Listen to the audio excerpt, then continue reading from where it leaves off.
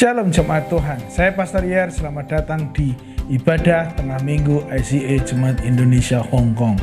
Senang kita bersama-sama pada saat ini kembali berkumpul secara online untuk bisa menghadap Tuhan, mencari hadirat Tuhan, dan juga belajar dari firman-Nya, sebuah firman yang akan bisa mengubahkan setiap kehidupan kita sehingga kita semakin mengalami setiap janji-janji Tuhan dan mengalami keserupaan dengan Dia.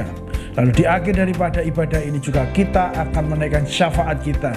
Di tengah situasi politik bangsa kita, kita perlu terus mendukung bangsa kita. Dan jika ada yang sakit juga, Anda boleh menaruhkan di kolom komentar sesuatu yang boleh kami doakan. Mungkin kesehatan hari-hari ini, biarlah kami terus akan mendoakannya bahkan setelah ibadah ini selesai. Saya sangat percaya bahwa Tuhan masih melakukan perkara-perkara ajaib. Amin. Dia Tuhan yang tidak pernah meninggalkan kita. Dia Tuhan yang terus menyertai kehidupan kita. Jemaat Tuhan, mari kita persiapkan hidup kita, hati kita saat ini bersama-sama. Sejenak kita menghadap Tuhan. Terlepas dari semua kesibukan kita, biarlah Tuhan memberkati ibadah kita, pertemuan kita hari ini, dan biarlah nama Tuhan yang terus dipermuliakan. Mari kita bersatu hati di dalam doa. Bapa, di dalam nama Yesus, pada saat ini Tuhan, kami rindu untuk bersama-sama memuji dan menyembah Engkau. Kami rindu Tuhan untuk menikmati hadirat-Mu di tengah kesibukan kami ya Tuhan. Kami percaya Allah sungguh mau menyatakan sesuatu dalam hidup kami. Allah mau memberikan remanya buat kami semua, supaya kami bisa mengalami setiap janji-janji Allah, dan kami bisa mengalami keserupaan dengan Engkau ya Tuhan. Terima kasih ya Bapa, berkati jam-jam ini, saat-saat ini ya Tuhan. Kami mau mencari Engkau, menikmati Engkau. Di dalam nama Yesus, kami buka ibadah kami pada saat ini. Haleluya. Amin, amin. Jemaat Tuhan, mari kita memuji Tuhan bersama-sama. Shalom jemaat Tuhan. Sebelum kita mendengarkan kebenaran firman Tuhan, kita akan memuji Tuhan. Kita mengucap syukur untuk kebaikan Tuhan yang tak pernah melihat masa lalu kita saat Dia memilih kita. Terima kasih Tuhan untuk segala kebaikan-Mu. Terima kasih Yesus.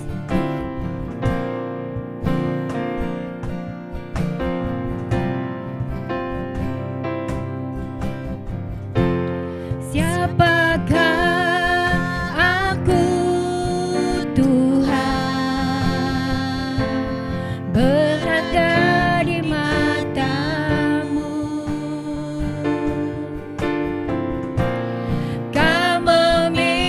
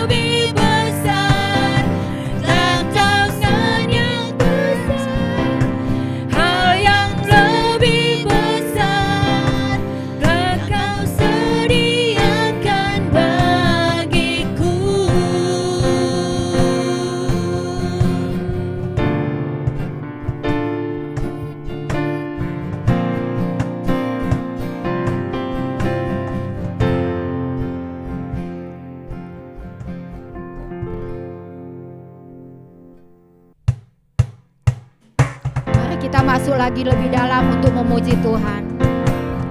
Besarlah nama Tuhan, puji lagi Tuhan.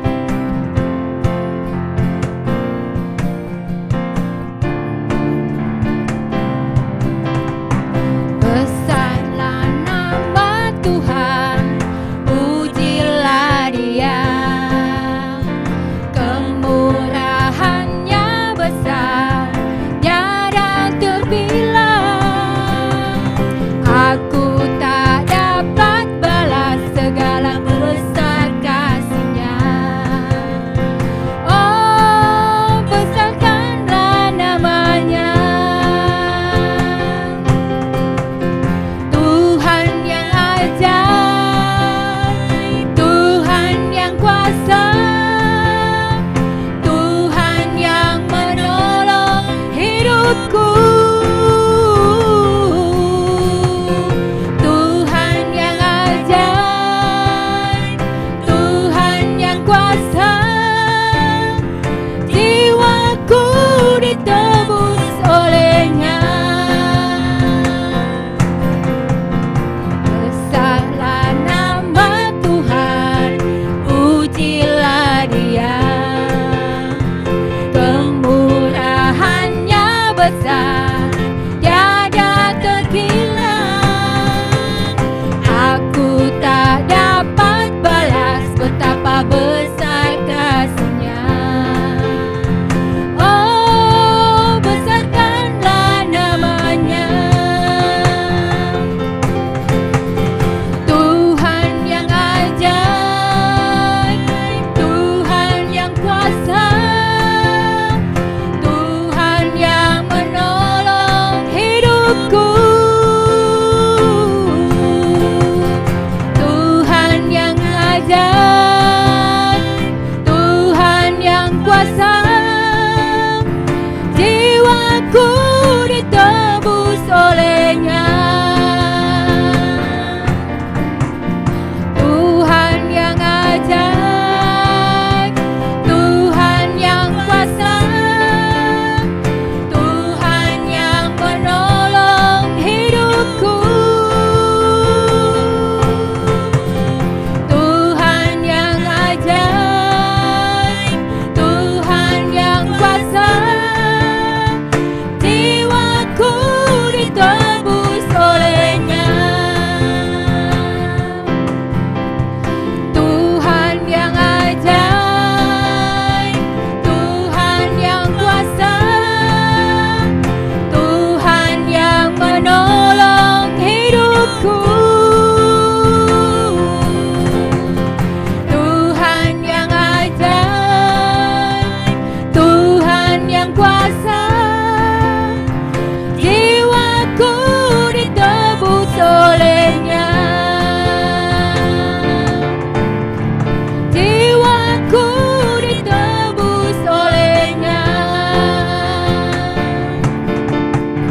Jiwaku ditebus oleh-Nya.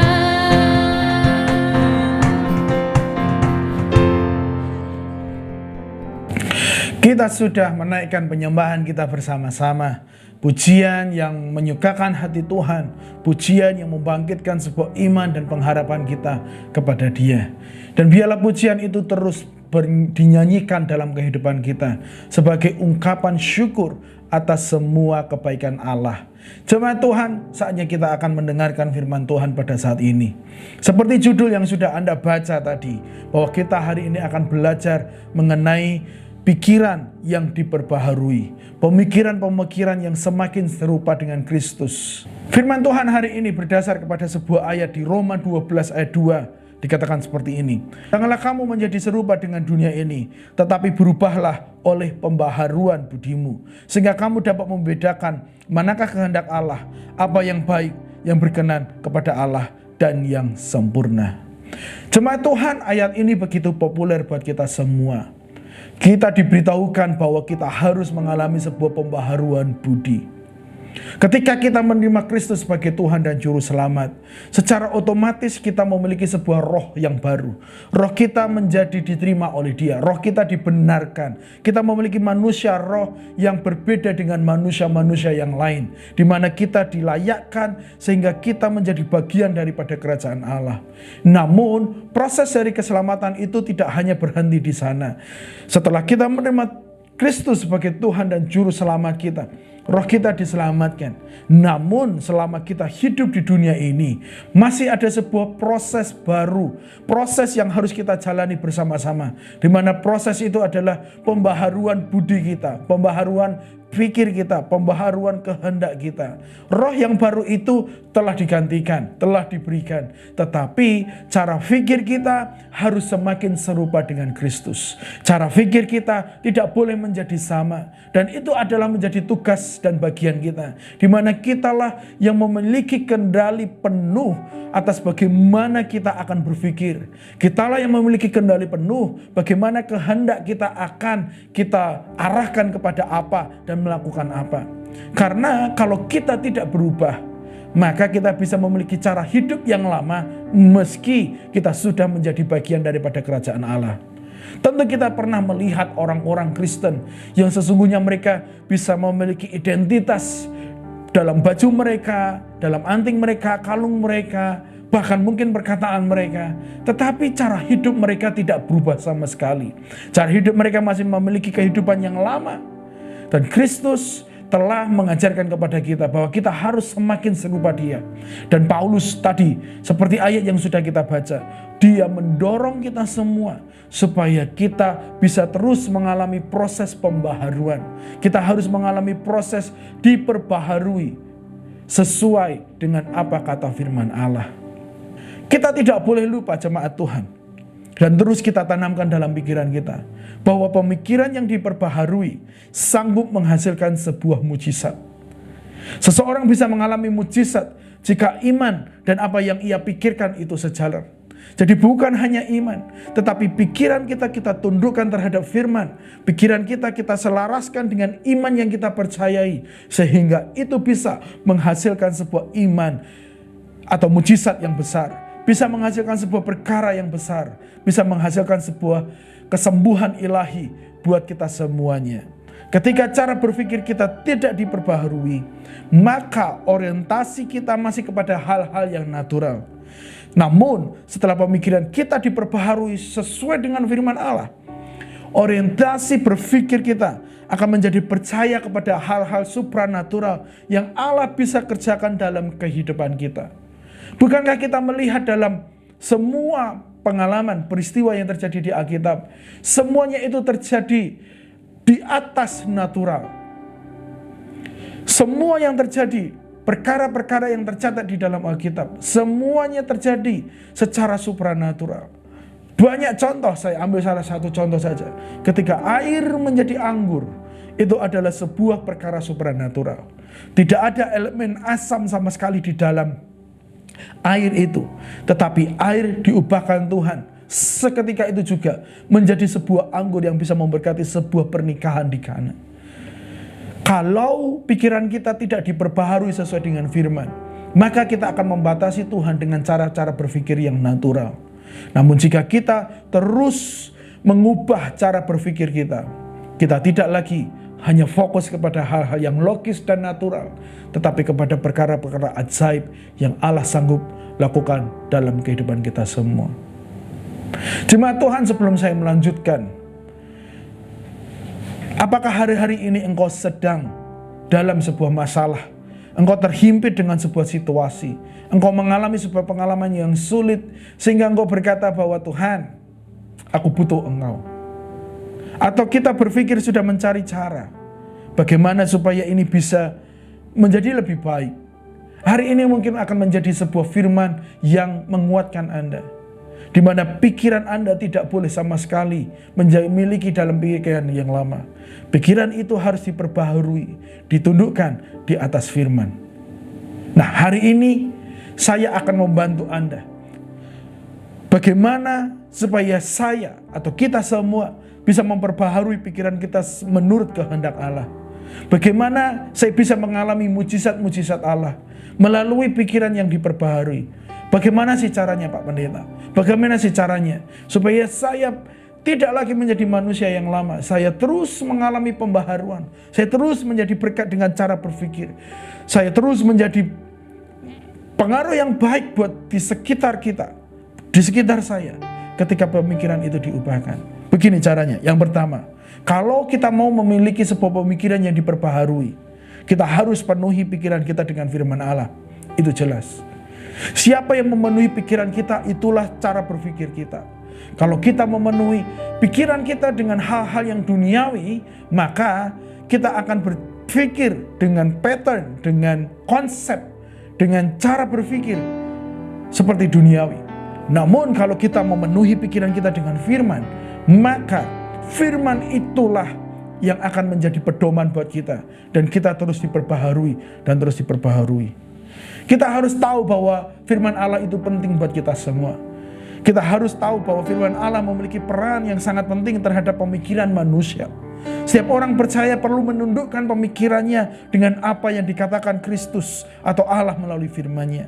Yohanes 14 ayat 23-24 dikatakan seperti ini. Jawab Yesus, jika seseorang mengasihi aku, ia akan menuruti firman-Ku. Dan Bapa-Ku akan mengasihi dia, dan kami akan datang kepadanya dan diam bersama-sama dengan dia. Barang siapa tidak mengasihi aku, ia tidak menuruti firman-Ku. Dan firman yang kamu dengar itu bukanlah daripadaku, melainkan dari Bapa yang mengutus aku. Jadi Alkitab jelas memberitahukan kepada kita bahwa ketika kita menundukkan diri kepada firman Allah, itu adalah bukti daripada kasih kita kepadanya. Dan jika kita tidak sedang menundukkan diri kepada firman, kita sedang menunjukkan secara tidak sadar bahwa kita tidak begitu mengasihi Tuhan, lebih mengasihi diri sendiri. Penting bagi kita untuk menundukkan diri kita di bawah firman. Firman Allah harus tetap yang terutama dalam kehidupan kita. Firman Allah harus tetap yang tertinggi atas semua kehendak kita. Ketika kita mau mengambil keputusan, ketika kita mau melakukan sesuatu, kita harus cross check, kita harus kembali kepada firman. Apakah firman itu menyetujui atau apakah perkataan kita, pikiran kita sesuai dengan firman Allah? Karena bisa saja pemikiran kita dipengaruhi oleh banyak hal, jemaat Tuhan. Ketika banyak orang bisa memberikan pendapat mereka di sosial media, melalui tayangan-tayangan, video-video, tulisan-tulisan, mereka bisa mengatakan apapun. Kalau kita tidak hati-hati, cara berpikir kita akan sesuai dengan apa yang kita baca, kita tonton, yang selalu mengentertain kita. Namun, supaya kita bisa mengalami pembaharuan pikiran, kita harus memenuhi pikiran kita dan menundukkannya di bawah firman Allah. Dan saat engkau menundukkan pikiran itu di bawah firman Allah, maka kita sedang mengasihi Allah. Salah satu ekspresi daripada kasih seorang percaya kepada Tuhan, salah satu ekspresi kasihmu kepada Tuhan, menundukkan pikiranmu di bawah firman. Kita tidak boleh lagi berjalan berdasarkan apa yang kita suka, apa yang kita tahu, apa yang kita senangi, apa yang menjadi selera kita. Tetapi harus ditundukkan di bawah firman. Apa yang firman katakan mengenai mengampuni, kita harus melakukannya. Kita harus terus memenuhi firman di pikiran kita. Selain daripada kita perlu menundukkan diri kita kepada firman, maka kita juga perlu mengetahui bahwa firman Allah memiliki kuasa. Memiliki kuasa untuk mengubahkan seseorang dan mengadakan sesuatu dengan ajaib. Kejadian 1 ayat 1-4 jelas memberitahukan kepada kita bahwa seluruh bumi ini diciptakan melalui firman-Nya. Jadi firman Allah mencipta. Firman Allah memiliki kuasa untuk mencipta. Firman Allah memiliki kuasa untuk mengadakan sesuatu yang tidak ada menjadi ada. Firman Allah memiliki kuasa untuk mengubahkan seseorang. Jadi jemaat Tuhan, kita perlu menundukkan diri di bawah firman itu, karena firman itu memiliki kuasa dalam kehidupan kita. Katakan amin. Firman itu sanggup mengubahkan seseorang. Ibrani 4 ayat 12 juga berkata seperti ini. Sebab firman Allah hidup dan kuat dan lebih tajam dari pedang bermata dua manapun. Ia menusuk amat dalam sampai memisahkan jiwa dan roh, sendi-sendi dan sungsum. Ia sanggup membedakan pertimbangan dan pikiran hati kita. Firman itu hidup dan kuat, lebih tajam dari pedang bermata dua. Bisakah kita membayangkan bagaimana firman itu sanggup mengubahkan kehidupan seseorang? Mengapa kita tidak menundukkan atas firman yang berkuasa itu? Jadi hari ini di poin yang pertama saya mau mengingatkan kita semua. Mari penuhi pikiran kita dengan firman Allah. Firman Allah itu memiliki kuasa atas kita semua. Ketika firman itu memenuhi pemikiran kita, maka kita akan mengalami sebuah mujizat. Rasul Petrus pernah mengalami sebuah pengalaman yang khusus ketika pemikirannya dipenuhi dengan firman Tuhan. Namun ketika pikirannya tidak lagi dipenuhi oleh firman, dia mengalami sebuah peristiwa yang sebaliknya, peristiwa yang buruk. Masih ingatkah engkau dengan pengalaman Petrus berjalan di atas air? Saat ada badai di danau dan kapal-kapal hampir tenggelam oleh karena angin itu, Yesus datang di tengah badai itu. Lalu mereka menjadi takut, mereka panik, mereka pikir bahwa itu adalah hantu. Matius 14 ayat 25-29 dikatakan seperti ini. Saya baca saja buat kita semua. Kira-kira jam 3 malam datanglah Yesus kepada mereka berjalan di atas air. Ketika murid-muridnya melihat dia berjalan di atas air, mereka terkejut dan berseru, "Itu hantu!" Lalu berteriak-teriak karena takut. Tetapi segera Yesus berkata kepada mereka, "Tenanglah, aku ini, jangan takut."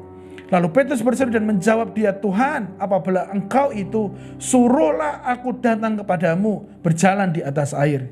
Kata Yesus, "Datanglah."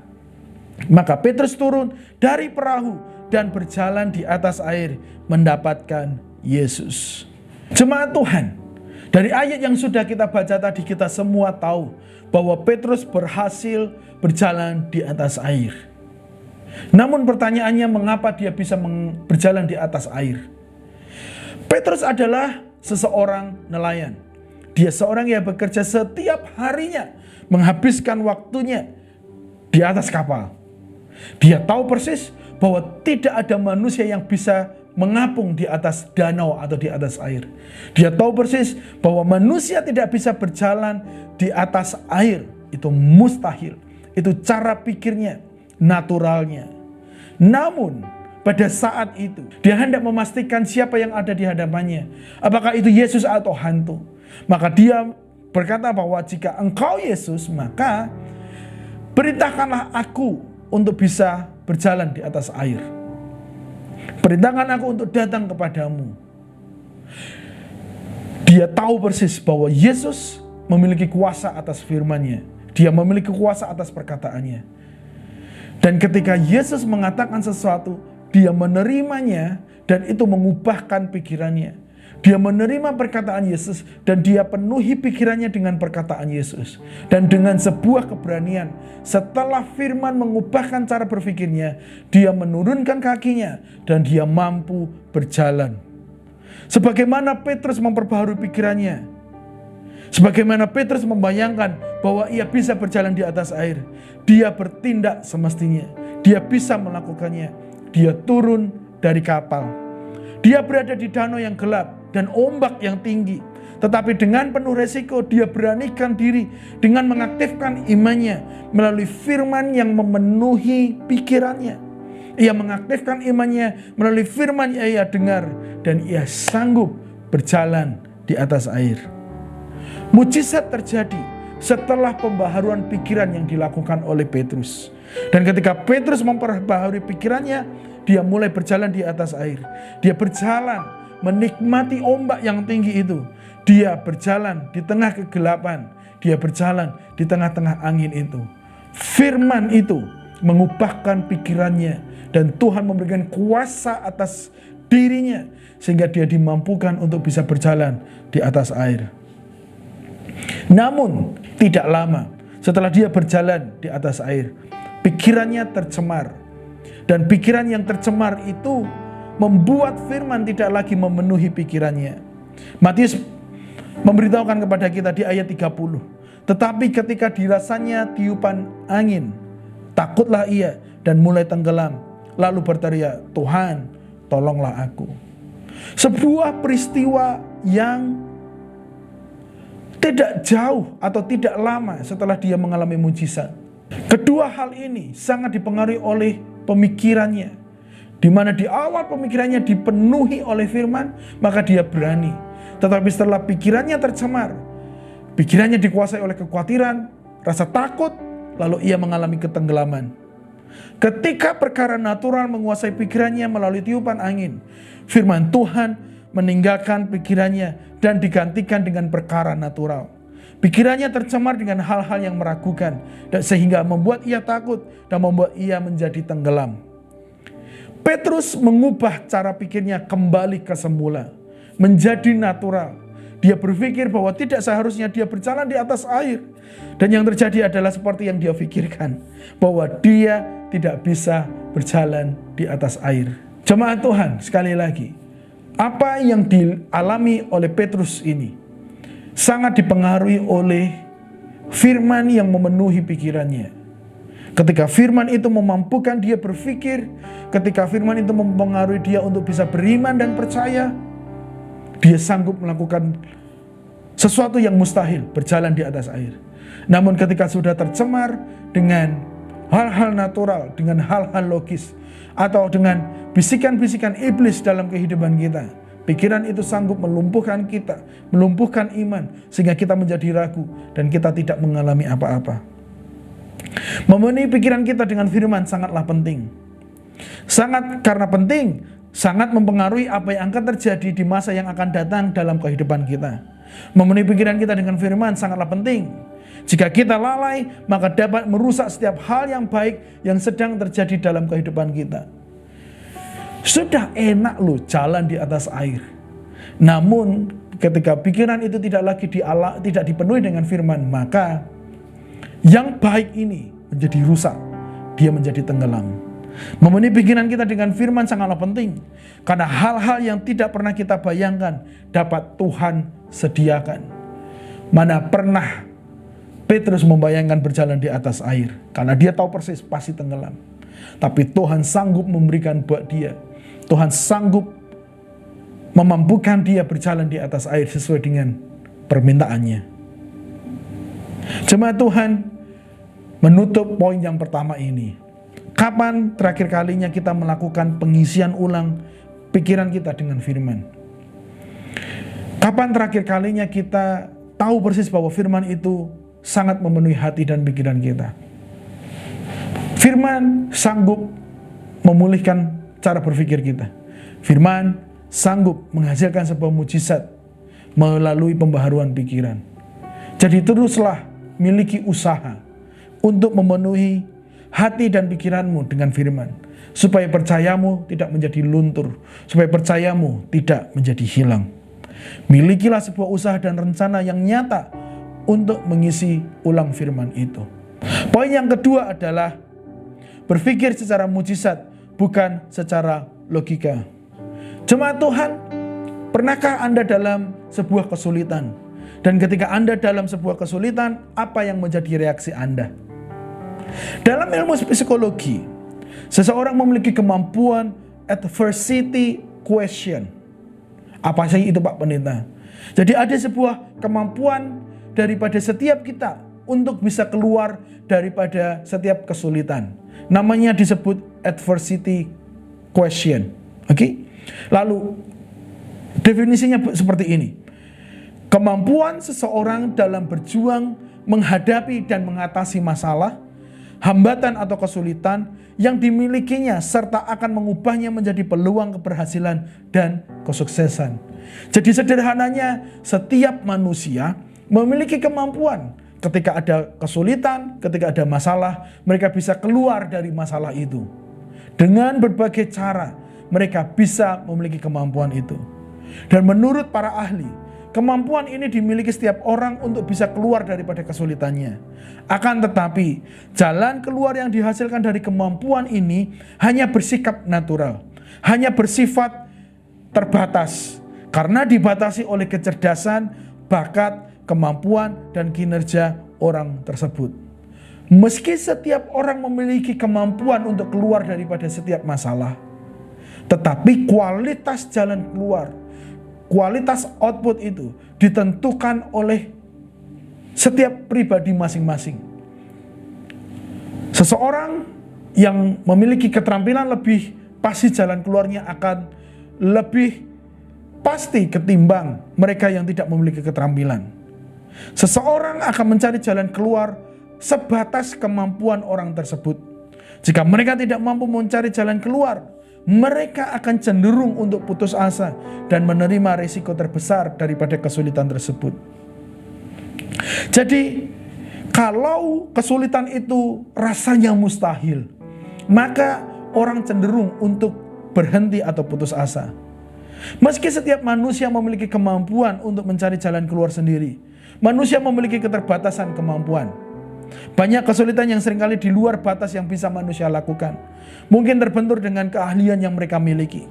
Mungkin karena membutuhkan uang yang lebih banyak, atau tidak ada dokter atau tenaga medis yang mampu menyelesaikan penyakit tertentu, atau bahkan tidak memiliki otoritas untuk bisa menyelesaikannya secara langsung. Maka kesulitan yang terasa mustahil itu akan membuat kita cenderung menjadi putus asa. Namun sebagai kita orang percaya, kemampuan yang terbatas ini sanggup menjadi tidak terbatas oleh karena Tuhan. Kita memiliki kuasa yang lebih besar yang daripada Kristus, sehingga manusia, kita orang percaya yang terbatas ini bisa mengalami perkara-perkara yang tidak terbatas. Kita harus terus kembali mengingat kepada setiap janji-janji Tuhan, sehingga kita bukan hanya berpikir secara logis, tetapi kita bisa berpikir secara mukjizat. Ada opsi lain daripada orang percaya bukan hanya berpikir secara logis atau natural mereka, namun mereka bisa berpikir secara mukjizat, bahwa ada kuasa Tuhan yang sanggup bekerja secara dahsyat. Saya ambil contoh buat kita semua. Ada seseorang murid Tuhan yang mengalami sebuah peristiwa kesulitan yang rasanya mustahil buat dia. Kita tahu ada seorang yang bernama Filipus. Dia pernah diuji Tuhan melalui sebuah peristiwa yang sulit. Dia diberi tugas oleh Tuhan untuk memberi makan 5.000 orang. Yesus berkata seperti ini di Yohanes 6 ayat 5. Ketika Yesus memandang sekelilingnya dan melihat bahwa orang banyak berbondong-bondong datang kepadanya, berkatalah Yesus kepada Filipus, "Di manakah kita akan membeli roti supaya mereka ini dapat makan?" Yesus memberi tugas kepada Filipus, Filipus, sudah banyak orang ini, kita harus beri makan. Di mana kita bisa membeli roti? Kemampuan Filipus yang terbatas itu membuat dia tidak bisa mencari jalan keluar. Kemampuan Filipus terbatas untuk menyelesaikan setiap tugas yang Yesus berikan buat dia pada saat itu. Itu adalah sebuah tugas yang mustahil baginya. Dia meresponinya dengan negatif. Dia meresponinya dengan berpikiran secara logis. Dia tidak tahu apa yang dia harus lakukan. Karena dia menjawab seperti ini kepada Yesus. Ayat 7. Jawab Filipus kepadanya, "Roti seharga 200 dinar tidak akan cukup untuk mereka ini, sekalipun masing-masing mendapat sepotong kecil saja." Filipus berpikir secara logika. Salah satu cara memberi mereka makan adalah dengan beli roti. Namun berapa banyak uang yang harus dihabiskan untuk bisa memberi makan 5.000 orang ini? Uang tidak ada, uang tidak banyak, mustahil memberi mereka makan. Filipus yang sudah mengikuti perjalanan Yesus beberapa saat, yang sudah melihat mujizat beberapa kali, yang sudah menikmati pengajaran Yesus secara langsung, cara berpikirnya tidak berubah. Kemampuannya berpikir secara natural masih ada di sana. Mencari jalan keluar yang orang biasa lakukan, itu yang menjadi responnya. Filipus, dia masih berpikir secara logis untuk menyelesaikan tugas yang sulit yang dari Yesus pada saat itu. Namun berbeda dengan Andreas yang ada dekat dengan Yesus pada saat itu ketika mereka berbincang-bincang. Ketika Andreas mendengar percakapan itu, dia mungkin mulai berpikir dan mencari jalan keluar. Dia berusaha membawa opsi lain untuk bisa memberi makan 5.000 orang ini. Namun dia tidak tahu bagaimana melakukannya. Di ayat berikutnya dikatakan seperti ini, ayat 8. Seorang dari muridnya yaitu Andreas saudara Simon Petrus berkata kepadanya, di sini ada seorang anak yang mempunyai 5 roti jelai dan 2 ikan. Tetapi apakah artinya itu untuk orang sebanyak ini? Filipus langsung berkata negatif. Filipus langsung berkata mustahil karena dia berpikir secara logis. Namun berbeda dengan Andreas. Andreas melihat sebuah peluang mujizat. Andreas melihat bahwa ada jalan keluar yang lain. Meski sedikit, namun dia tidak tahu bagaimana ini bisa cukup buat semua. Ada peluang cara berpikirnya. Mengapa? Karena dia tetap membawanya kepada Kristus. Dia tidak menutup matanya terhadap yang sedikit ini. Dia tidak mengalihkan perhatiannya. Justru dia memberikan perhatian penuh kepada yang sedikit ini dan membawanya kepada Yesus karena dia tidak tahu bagaimana untuk bisa menggandakannya atau bagaimana ini bisa cukup buat 5.000 orang banyak. Jemaat Tuhan, kedua orang ini mengajarkan kepada kita bahwa ada 2 cara berpikir yang perlu kita sadari bersama-sama. Ada satu orang yang berpikir secara logis, ada satu orang yang berpikir secara mujizat. Ada orang yang selalu berkata tidak mungkin. Ada seseorang yang berkata ada kemungkinan. Apakah kita seperti Filipus atau Andreas hari-hari ini? Kita perlu mengubah cara berpikir kita untuk menjadi semakin seperti Andreas yang berpikir secara mujizat. 2 cara berpikir ini sangatlah berbeda. Yang satu tidak menghasilkan apa-apa, namun yang satu menghasilkan sebuah mujizat yang bisa memberkati banyak orang. Pikiran yang diperbaharui memiliki harapan atas mujizat. Seseorang dengan pikiran yang diperbaharui memiliki harapan positif di garis depan pikirannya bahwa akan ada mujizat.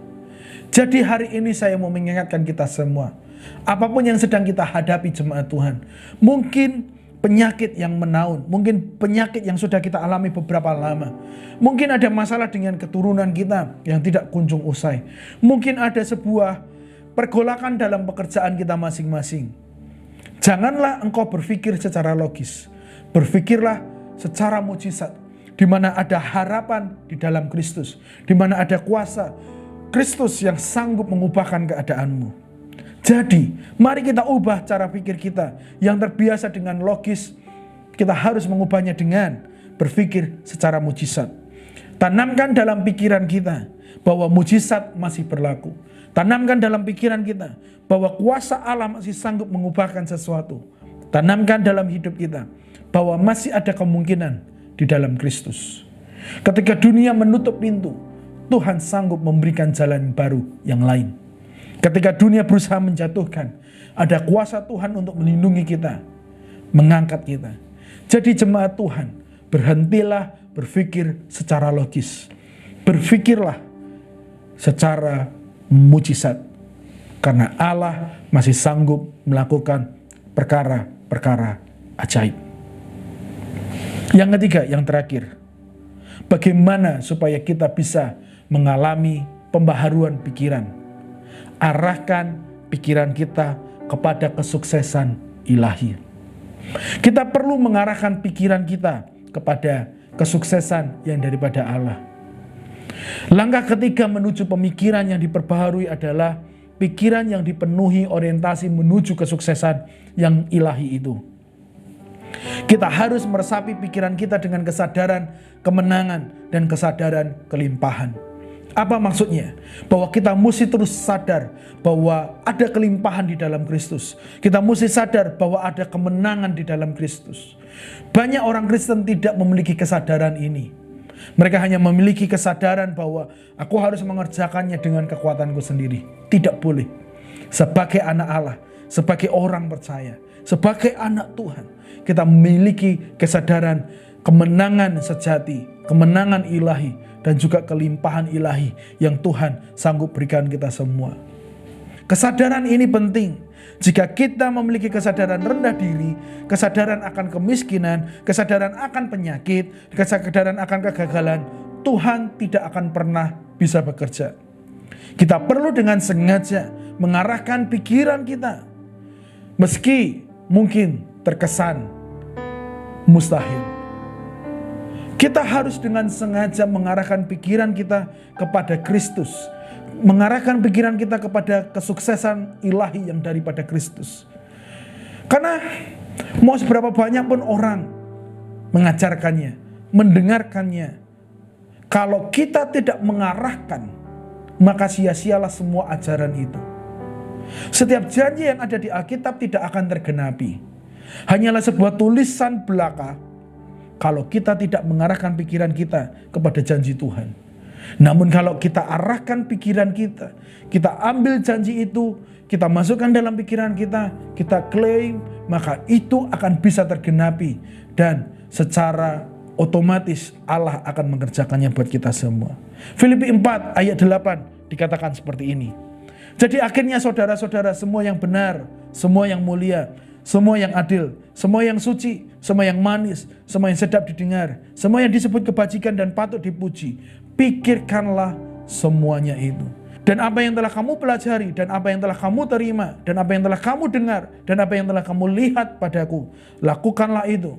Maka Allah sumber damai sejahtera akan menyertai kamu. Sebuah firman yang secara sederhana memberitahukan buat kita bahwa kita harus mengarahkan pikiran kita kepada semua yang baik. Mengarahkan pikiran kita kepada firman, mengarahkan pikiran kita kepada kesuksesan yang daripada Allah itu sendiri. Ibrani 12 ayat 2a dikatakan seperti ini. Marilah kita melakukannya dengan mata yang tertuju kepada Yesus. Jadi biarlah saya mendorong buat kita semua, kita terus mengarahkan pikiran kita kepada kesuksesan-kesuksesan yang Tuhan sudah sediakan dalam kehidupan kita. Jika engkau sedang kekurangan, pikirkan ada sebuah kesadaran kelimpahan ilahi yang daripada Tuhan. Dia sanggup memberkati kita dan setiap keturunan kita. Hari ini saya menyampaikan sebuah hal yang sanggup membantu pikiran kita terus bisa diperbaharui. Di mana kita perlu memenuhi pikiran kita dengan firman.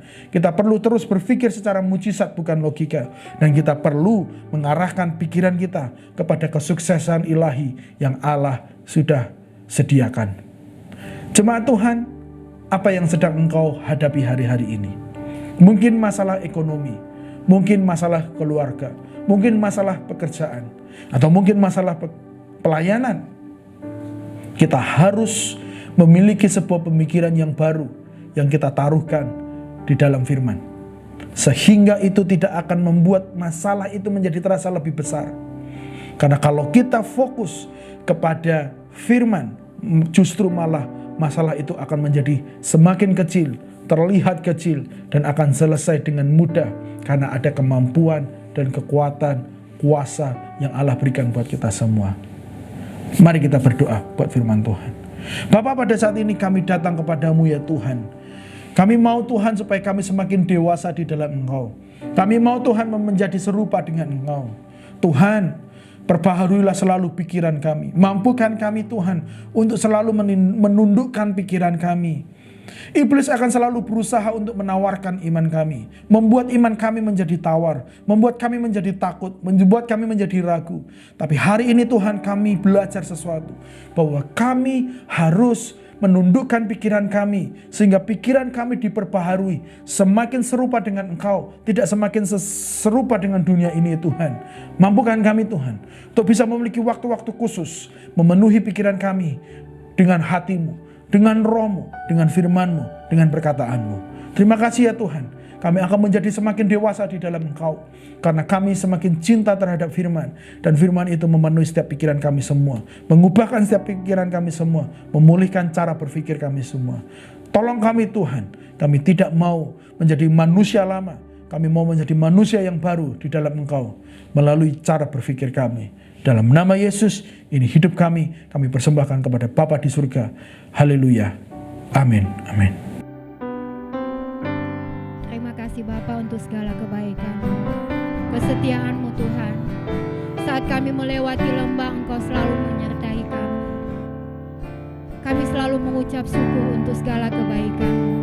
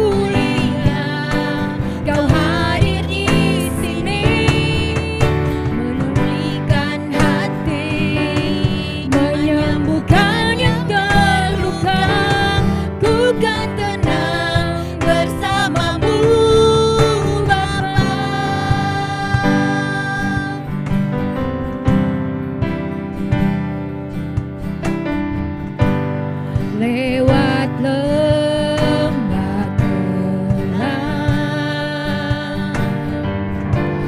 Kau temani aku. Rohmu bekerja selalu untuk kebaikanku.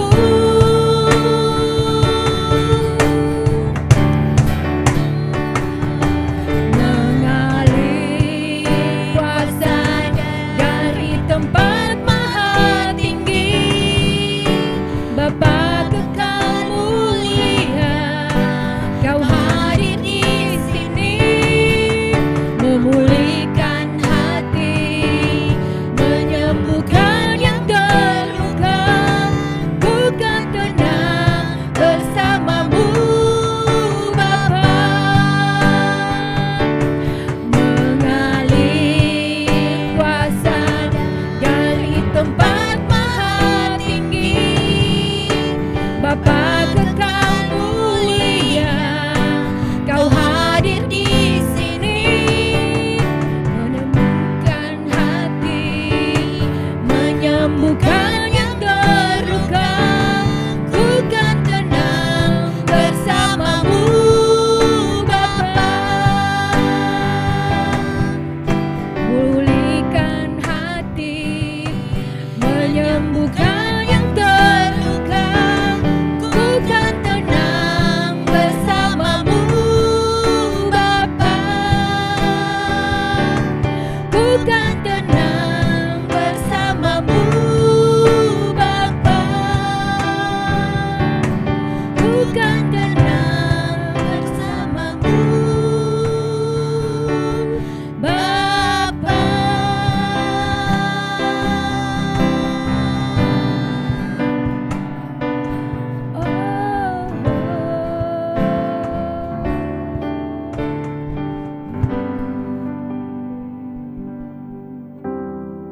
Firman Tuhan telah diperdengarkan buat kita semua.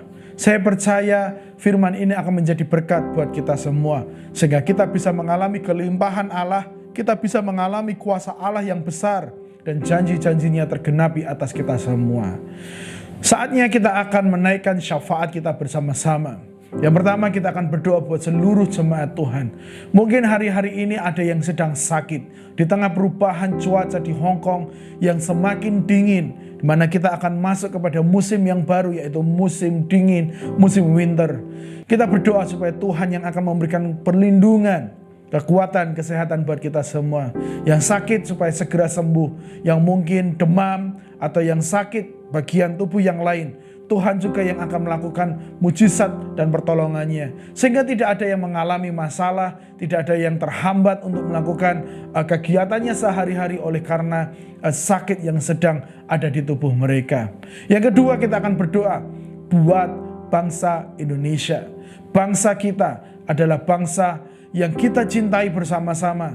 Saat ini ada dalam masa untuk menyambut pemilihan umum, di mana partai politik sudah menentukan, kita sudah tahu siapa capres dan cawapresnya. Mereka baru saja diumumkan nomor urut mereka. Biarlah proses yang masih berlanjut nanti sampai kepada pemilihan pada tanggal 14 Februari 2024. Kita akan mendapat seorang presiden dan seorang wakil presiden yang baru, pilihan Allah, di mana mereka akan bekerja di masa periode berikutnya.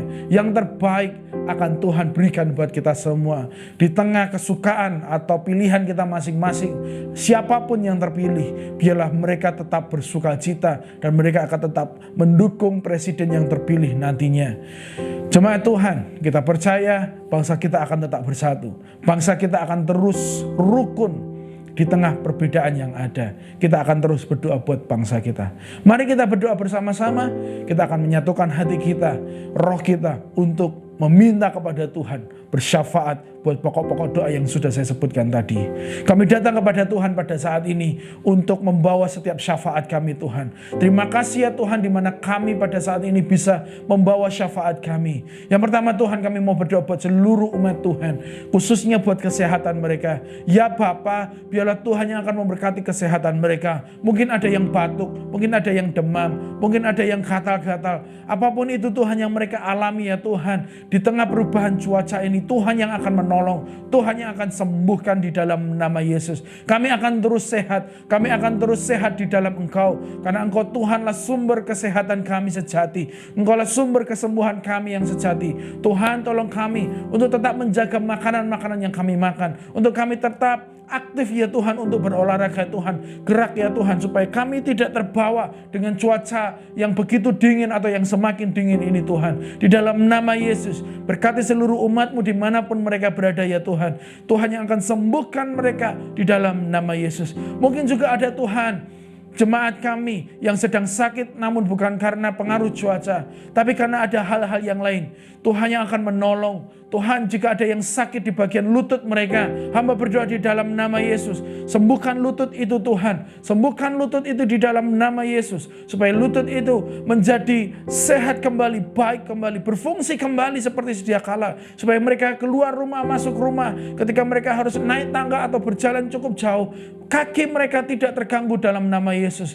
Tuhan, sembuhkan lututmu dalam nama Yesus. Jika ada yang sedang sakit bagian lutut, percayai Allah sanggup menyembuhkan lututmu dalam nama Yesus. Di dalam nama Yesus. Terima kasih ya Tuhan, kesembuhan terjadi atas kami. Firman-Mu yang memberikan otoritas buat kami untuk berdoa buat mereka yang sakit. Dan kami perintahkan untuk penyakit itu pergi di dalam nama Yesus. Supaya penyakit itu tidak ada di dalam tubuh mereka kembali. Kesembuhan kami alami sepenuhnya dalam nama Yesus. Tuhan, kami mau berdoa ya Bapak buat bangsa dan negara kami. Di tengah proses Tuhan mengarah kepada pemilu, pemilihan umum, pemilihan presiden, wakil presiden, pemilihan legislatif Tuhan. Biarlah semuanya berjalan dengan lancar. Kami sudah tahu ya Tuhan siapa yang akan menjadi calon-calon yang akan bertanding dalam pemilihan umum nanti. Biarlah Tuhan yang akan memberkati segala sesuatunya, dari pihak pemerintah sampai kepada pihak masyarakat ya Tuhan. Semua berjalan dengan aman, lancar. Semua berjalan dengan jujur dan bersih. Semua ya Tuhan akan mendatangkan kebaikan di dalam nama Yesus. Kami masih percaya siapapun pemimpin yang akan terpilih, itu adalah pilihan Allah. Itulah yang terbaik dari Allah. Dan mereka akan Engkau pakai ya Tuhan secara khusus dalam nama Yesus. Engkau berikan hikmat atas mereka, supaya mereka tidak bekerja dengan kepentingan mereka sendiri. Tuhan, kami berdoa buat KPU ya Tuhan, yang menjadi panitia atas ini semua. Biarlah mereka dapat bekerja dengan baik, mengaturnya dengan baik. Tidak ada Tuhan masalah apapun itu nanti ya Bapa di belakang. Semua akan berjalan dengan damai di dalam nama Yesus. Berkati bangsa kami Tuhan. Biarlah bangsa kami terus memuliakan Tuhan. Biarlah bangsa kami menjadi bangsa yang maju. Biarlah bangsa kami mengalami kebangunan rohani. Gereja-gereja yang ada di bangsa Indonesia Tuhan, semuanya akan diberkati oleh Tuhan. Mereka akan bersama-sama untuk memajukan kerajaan Allah di muka bumi ini ya Tuhan, khususnya di Indonesia. Terima kasih ya Tuhan. Tuhan yang akan memberkati bangsa kami. Di dalam nama Yesus, berkatilah bangsa Indonesia. Amin. Tuhan, inilah doa kami. Kami sudah menaikkan syafaat kami ya Tuhan. Kami mau mengakhiri ibadah kami ini ya Tuhan. Dari awal, pertengahan hingga akhirnya, Engkau Tuhan yang telah beracara. Engkau Tuhan yang telah bertata atas setiap pujian kami semua. Saatnya kami mau berpisah, melanjutkan aktivitas kami masing-masing, melakukan tugas dan tanggung jawab kami. Tuhan, berkati seluruh umat-Mu. Biarlah apapun yang dikerjakan dengan tangan mereka akan menjadi berhasil. Biar apapun yang menjadi pergumulan mereka, Tuhan yang akan menjadi jalan keluarnya. Tuhan yang terus menyertai perjalanan hidup mereka. Terima kasih ya Bapak. Kami tutup ibadah kami pada saat ini. Haleluya. Jemaat Tuhan, mari kita mengangkat tangan kita bersama-sama, menerima berkat yang daripada Tuhan. Tuhan memberkati engkau dan melindungi engkau. Tuhan menyinari engkau dengan wajahnya dan memberi engkau kasih karunia. Tuhan menghadapkan wajahnya kepadamu dan memberi engkau damai sejahteranya. Biarlah kasih anugerah, limpah rahmat daripada Tuhan kita Yesus Kristus Yesus, serta persekutuan yang indah dengan Roh Kudus mengawali setiap langkah kita, keluar masuk kita mulai hari ini sampai kekal selama-lamanya. Terima kasih ya Bapa, kami terima berkat-Mu pada saat ini. Hanya di dalam nama Tuhan Yesus kami sudah berdoa dan mengucap syukur. Mari kita semua yang mengasihi Tuhan kita katakan bersama-sama, amin, amin, amin, amin. Jemaat Tuhan, terima kasih buat waktunya dan perhatiannya. Tuhan Yesus memberkati kita semua dan sampai jumpa minggu depan. Bye-bye.